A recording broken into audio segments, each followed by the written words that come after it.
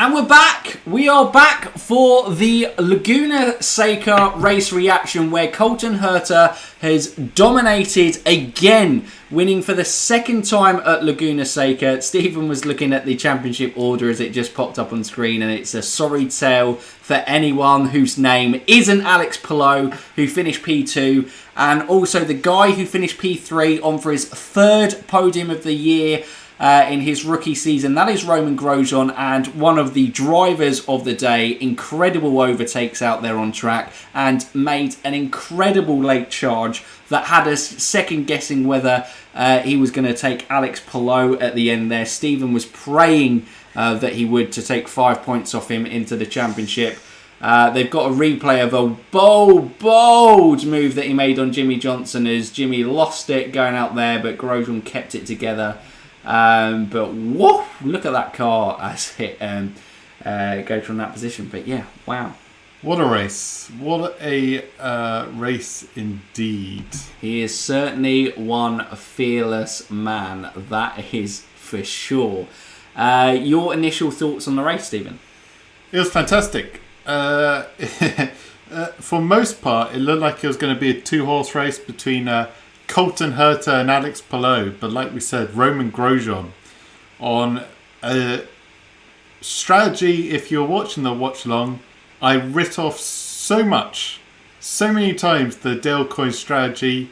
They were just so out of sync for everyone. I was like, surely this isn't going to work. And even at the end, I just brushed over it. I was like, oh, Romain Grosjean, he's doing the quickest lap times in the top 10. And then all of a sudden he was there, hunting down Alex Palou for P2. And he flew past the likes of Pagenaud, Ericsson and Pato to get into the podium. So, unfortunately, for the title championship aside, for the Star Performer Championship here on Indy Fanatics, this guy predicted Road to get a top 10. Grosjean got top 2. Is that like double points? No, it's only single points. You need to keep the title alive. Grosjean! 6-5 lead in the championship, but we can draw still. Yeah. So you can, basically, what you're fighting for now it's just to pie you. I'm getting pied. You're getting pied. You are getting pied in the face as this goes. You are getting pied in the face. Unbelievable. My only hope is to get you pied as well. To pick someone in the final one. But yeah, really enjoyable race to watch. Lots of moves everywhere. We had some great overtakes through the corkscrew. Romain Grosjean, Jimmy Johnson, and Romain Grosjean again. Just to name 3. We had a couple of spinners on the corkscrew. Lots of action there. But yeah. And as much as things haven't gone Alex Palou's way, and, you know, he drove brilliantly. Oh, I just remembered John's brought up a great point. This could be my final week with the goatee. Could be. Hurts. So many things can happen to this guy is remaining clean shaven. Lose the championship, I get pied, and I lose my goatee. Can anything more go wrong for me after Long Beach? I don't know. What a horrible place to be. Palou has to be a heavy favourite for the championship now. I mean, I would go as far to say that it is Palou's to lose. Shall we have a little talk about the roundup of the championship contenders before moving on to the race winner, I think? Yep, absolutely. So it was a day where Palou's championship contenders... I mean, a lot of the damage was done in qualifying. Yeah. I would say that Palou out-qualified all of them. Yep. Pato O'Ward did somehow make it after a scrappy qualifying session, somehow made it in to the Fast 6 and started 6th in the race. Scott Dixon qualified 8th, and Joseph Newgarden basically made his weekend very, very difficult by qualifying P17th. Now, as it unfolded in the race, Joseph Newgarden went alternate strategy. He was praying for a caution all the way through the race, but it never came. It never came. He did recover damage limitation to P7 from qualifying 17th, but at this stage of the season, he's mathematically still possible, but Palou has to get 0 points, basically. Yeah. Palou has to crash out for Newgarden to win, and basically Pato at this stage. Basically, yeah. From here. Pato is the only one who can stop Palou now. The gap is, what, 35 points.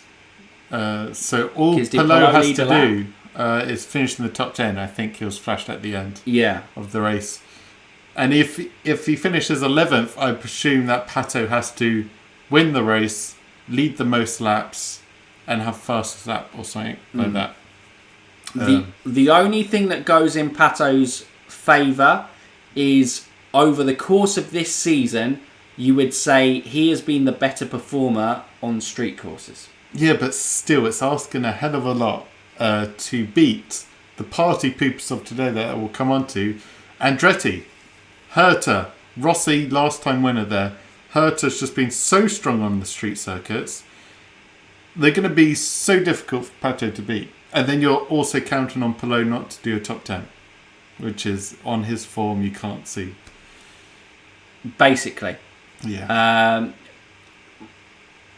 A road course is completely unpredictable. I presume that would be street course is completely unpredictable. Pato definitely in it. I mean, he is definitely in it, but he now needs an element of luck to fall on his side. That is for sure.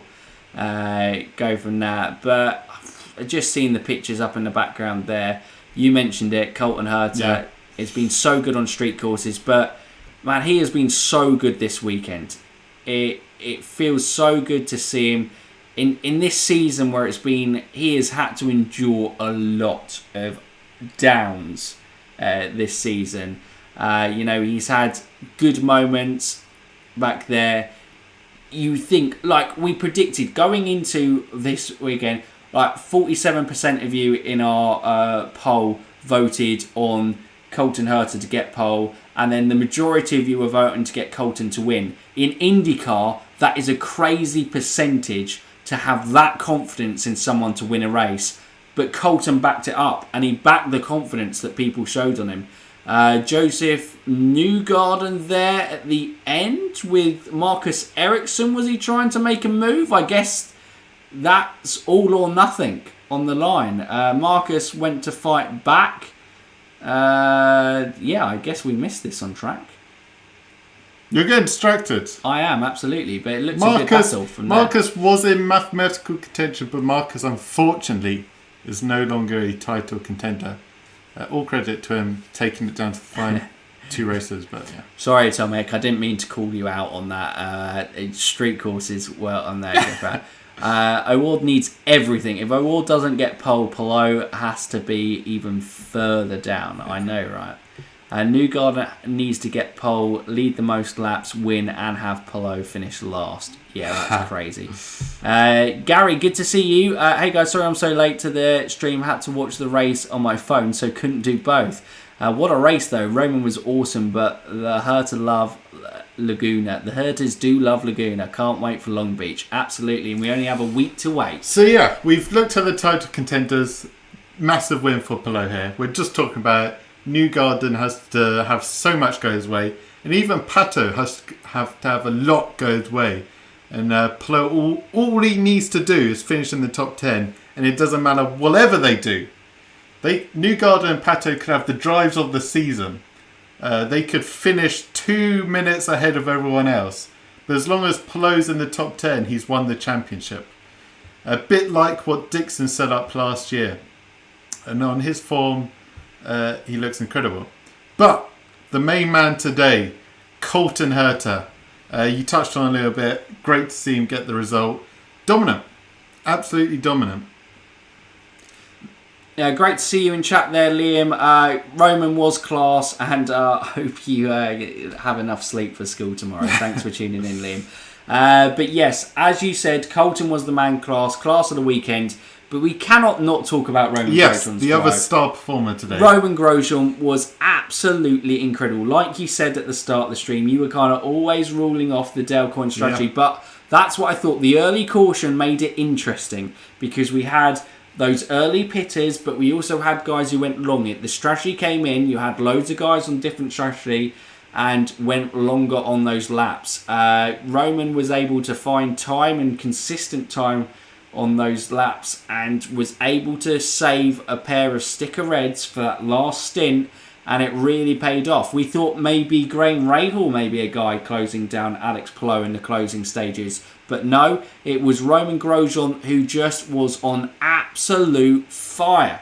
I mean, the move on Scott Dixon is the one that sticks to me because that was super clean and was an awesome overtake through there. The Jimmy Johnson is the one that will probably catch the headlines as he kind of flies over and the slow-mo shots look incredible as his front wing is wavering, the rear of it. Joseph Newgarden looks a hugely deflated man on camera, but Roman Grosjean, incredible. We were talking about Roman. Yeah, Roman Grosjean, just showing his class. Just showing he's had a few quiet races, but when he's on it, when Dale Coyne are on it, Roman Grosjean just shows what an incredible driver he is, and his racecraft is so good, and it's as heavily worst kept secret in IndyCar at the moment. Grosjean has got an Andretti seat for next year, and could he be a title contender? You can't write him off.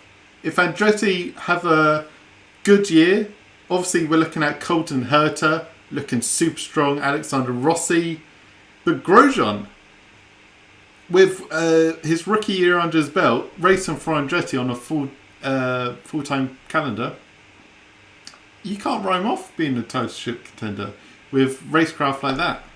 Absolutely can't. You absolutely can't. I mean, the issue was maybe on tyres in terms of black and primaries and red sticker alternative tyres, but he's managed to adapt to that through the season. He's ending so strong this year. Dale Coyne and him have been a superb partnership. It's been brilliant to watch it. It's been one of the feel-good stories of the NTT IndyCar Series Championship this season. And I mean, here's the replay. Bang, lock up into it. Jimmy Johnson, I imagine, probably isn't best impressed with the move. But hey, for the fans, you go, wow, that is absolutely mental. I mean, over the corkscrew, his car was literally bouncing. Go from there. Right, I guess Howie, Scott was saying enjoyable live stream. Glad you enjoyed it, Scott. Eric, thanks to everyone who joined us on that race watch along as well, and thank you for staying on with us for the race reaction. We will be doing another watch along for the Long Beach finale. Absolutely. Same time, same place. Yeah, we may be a little bit later. We may not be able to come on as early as it is because we will be at an important Arsenal game, North London Derby. So we're hoping, fingers crossed, we can get a speedy train back and make sure that we are at least here for when we go green for that season finale in Long Beach. I saw a question from how do you Wavrod? Waverod. Let's go with that. Grosjean, could he be better than Rossi and Herta? You never know. Obviously, Rossi and Herta are more established in IndyCar, but Grosjean's been racing single-seaters before longer than both of them. So if he really puts it together, I can definitely see him challenging. You can't write him off. He's shown his ability in Dale Coyne. Our top team, he could be next level. It's going to be tough ask. Herta's looking super strong. I would. Colton Herta is only going to grow hungrier from this season because he knows how good he is. Yeah. And I feel Colton Herta is seriously going to be a championship contender next year. Dominic Barden, good to see you in chat. The Herta and Laguna Seca. Name a more potent combination. And Roman Grosjean. Rossi's incident on lap 2 was on him. Yes, yeah. A little note about the unlucky guys. It strikes again. Will Power, obviously qualifying fourth. No, was he fourth? Or was he fifth? He was third. Third, yes. Will Power third. Had engine issues. He went out.